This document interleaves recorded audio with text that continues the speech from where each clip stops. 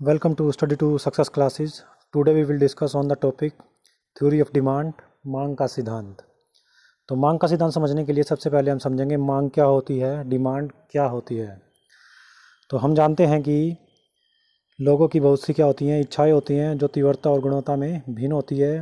केवल इच्छा या आवश्यकता होना मांग नहीं हो सकता है। उसके लिए क्या होगा, उसके लिए क्या है कि भुगतान करने की उसकी जो क्षमता है वो किसी व्यक्ति की होनी चाहिए, तब कोई इच्छा या आवश्यकता क्या है कि मांग बन सकती है। जैसे एग्जांपल देखते हैं हम। एग्जांपल में क्या है कि मान लीजिए एक मील मजदूर है और वो इच्छा करता है कि उसके पास कार हो। वो इच्छा तो कर सकता है लेकिन उसके पास क्या है कि किसी प्रकार का कोई साधन नहीं है उसको खरीदने के लिए। उसको खरीदने के लिए कोई भी साधन उसके पास नहीं है, तो ये इच्छा क्या रहेगी, अप्रभावी रहेगी और मांग नहीं बनेगी। इसी तरीके से एक और एग्जांपल हम देख लेते हैं कि एक मान लो कंजूस व्यक्ति है, उसको भी क्या है कि कार लेने की इच्छा है, आवश्यकता है उसको, लेकिन क्या है कि वह पैसा खर्च नहीं करेगा। उसकी इस प्रकार की इच्छा भी क्या होगी, मांग नहीं होगी। वो क्यों नहीं होगी, क्योंकि उसको कार खरीदने के लिए क्या कि भुगतान करने की इच्छा नहीं है उसकी। तो इस प्रकार क्या है कि एक वस्तु या सेवा की मांग एक प्रभावी इच्छा के रूप में क्या होनी चाहिए, परिभाषित हम कर सकते हैं उसको। अर्थात एक इच्छा जिसका अर्थ है एक साधन और साथ ही इसके लिए भुगतान करने की इच्छा। अब क्या है कि इसमें हम तीन तरीके से इसको देख सकते हैं, तीन चीज़ों के ऊपर कह सकते हैं कि वो मांग बन सकती है, कोई इच्छा या आवश्यकता। वो कौन सी चीज़ें हैं, वस्तु की इच्छा या चाह। तो वो क्या होनी चाहिए, किसी व्यक्ति को जो भोक्ता है, खरीदने वाला है, वो मांग कब बन सकती है, पहले उसको क्या होनी चाहिए, उस वस्तु की इच्छा या चाह होनी चाहिए। दूसरा क्या है कि उसको भुगतान करने की अक्षमता होनी चाहिए, उसके पास एबिलिटी टू पे उसके पास होना चाहिए।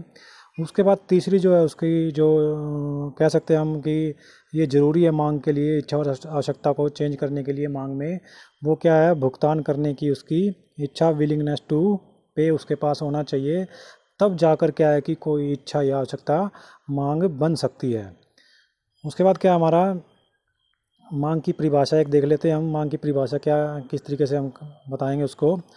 तो एक वस्तु की मांग वह मात्रा है जिसे एक उपभोक्ता किसी विशेष समय में एक विशेष मूल्य पर खरीदने के लिए तैयार रहता है। तो यहाँ पे दो बातें हैं, एक विशेष समय है, पर्टिकुलर टाइम एक लिया गया है, और एक पर्टिकुलर कीमत ली गई है, पर्टिकुलर मूल्य लिया गया, उसका प्राइस लिया गया है। तो वो उस पर्टिकुलर टाइम के अंदर पर्टिकुलर प्राइस के ऊपर जब कोई उपभोक्ता किसी गुड को, किसी वस्तु को खरीदता है, तो वो क्या कहलाएगी, मांग कहलाएगी।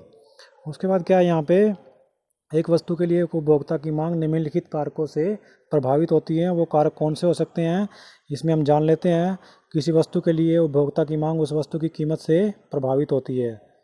तो ये कीमत से प्रभावित होती है मांग। जैसे जैसे वस्तु की कीमत में परिवर्तन होगा वैसे वैसे मांग में भी क्या होगा, परिवर्तन होगा। अब इसको हम कैसे दिखा सकते हैं कि इसमें जो रिलेशन होगा, मतलब कि जो हमारी क्वांटिटी ऑफ डिमांड है वो फंक्शन होगा किसका, प्राइस का। हाँ, आमतौर पर क्या है कि जैसे एग्जांपल में कह सकते हैं हम, इसमें आमतौर पर उच्च कीमत पर क्या हो जाती है, मांग कम हो जाती है। तो कीमत क्या है कि काफ़ी बहुत ज़्यादा इफेक्ट डालती है किसके ऊपर, मांग के ऊपर, उपभोक्ता की मांग के ऊपर बहुत ज़्यादा इफेक्ट डालती है। उसके बाद दूसरा पॉइंट अगर हम लें तो उसमें क्या है कि उसकी जो उपभोक्ता की आय होती है वो भी क्या करती है, उपभोक्ता की मांग को प्रभावित करती है। ज़्यादातर मामलों में जितनी बड़ी आय होगी उतनी क्या होगी, मांग होगी। उसके बाद क्या होगा, किसी उपभोक्ता की वस्तु की मांग संबंधित वस्तुओं की कीमतें से भी क्या होती है, प्रभावित होती है। वो संबंधित वस्तुएं पूरक हो सकती है, कॉम्प्लीमेंट्री गुड्स हो सकती हैं, या फिर प्रतिस्थापन वस्तुएं हो सकती हैं, सब्सटीट्यूट गुड्स भी वो हो सकती हैं। तो वो भी क्या है कि किसी वस्तु की मांग को प्रभावित करेंगी। उसके बाद क्या है अपना, उसके बाद है यहाँ पे उपभोक्ताओं का जो स्वाद होता है, टेस्ट होता है, वो भी क्या करता है, मांग को प्रभावित करता है। अब आगे हम इसके फंक्शन को समझ लेते हैं, फलन को समझ लेते हैं। ये मांग का फलन क्या होता है। तो उपभोक्ता की जो मांग होती है उसका जो फंक्शन होता है वो किस तरीके से होता है, उसको हम देख लेते हैं। तो मांग फलन किसी विशेष वस्तु के लिए मांग की गई मात्रा और इसको प्रभावित करने वाले कारकों के बीच या तत्वों के बीच या फैक्टर्स के बीच क्या होता है, संबंध को दिखाता है, दर्शाता है।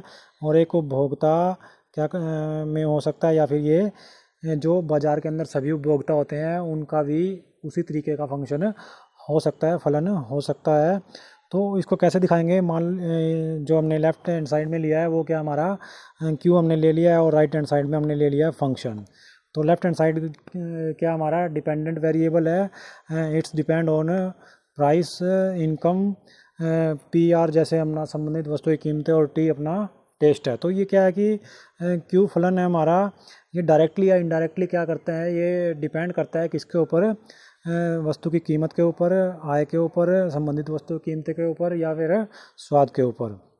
अब यहाँ पे क्या है कि जहाँ हमने क्या लिया है, क्यू क्या है, मांगी गई मात्रा है जो हमारा डिपेंडेंट वेरिएबल है, एफ क्या है यहाँ पे फलन है, फंक्शन है, पी वस्तु की कीमत है, वाई उपभोक्ता की आय है, पी आर संबंधित वस्तुएं कीमतें हैं। वो वस्तुएं सब्स्टिट्यूट भी हो सकती हैं, वो वस्तुएं पूरक भी हो सकती हैं, कॉम्प्लीमेंट्री भी हो सकती हैं, और उपभोक्ता का स्वाद हो सकता है इसमें, और इसमें कई सारे फैक्टर्स हो सकते हैं, हम वेदर ले सकते हैं, मौसम ले सकते हैं। तो इस तरीके से क्या है कि और भी कई बहुत सारे फैक्टर्स जो है मांग को क्या करते हैं, प्रभावित करते हैं।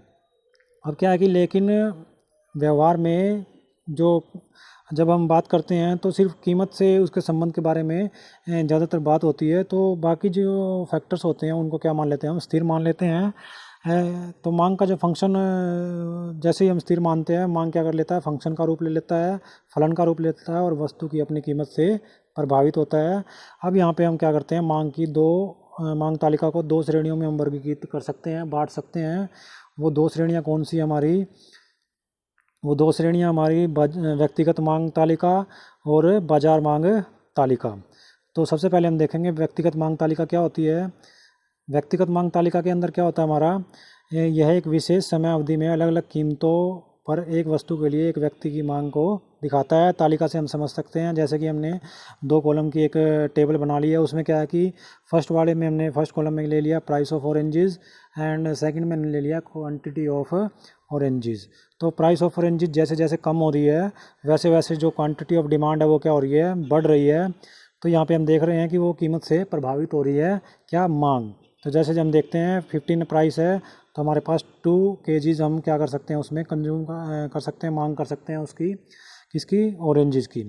जैसे 12 हो जाती है कीमत, प्राइस 12 हो जाती है तो हम क्या कर सकते हैं, उसको बढ़ा सकते हैं, वो हमें 3 kgs मिलने लग जाएगा। 9 हो जाती है तो 4 kgs मिलने लग जाएगा।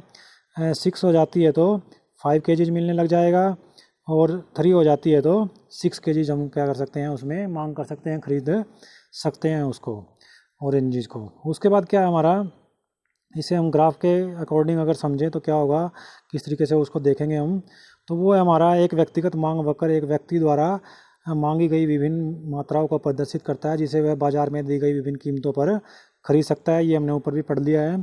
तो आगे क्या है कि इसके अंदर हम ग्राफिकल कैसे हम देख सकते हैं, टेबल के अकॉर्डिंग और ग्राफ के अकॉर्डिंग। ये हमारे पास ऊपर टेबल है और ये नीचे ग्राफ है। तो हमने एक्स एक्सिस पे हमने क्वांटिटी डिमांडेड ले लिया है और वाई एक्सिस पे हमने प्राइस ले लिया है, वस्तु की कीमत को हमने ले लिया है।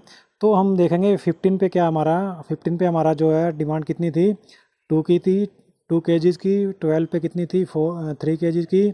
9 पे कितनी थी, 4 kgs की। और 6 पे कितनी है, 6 पे हमारी 5 kgs हो जाती है।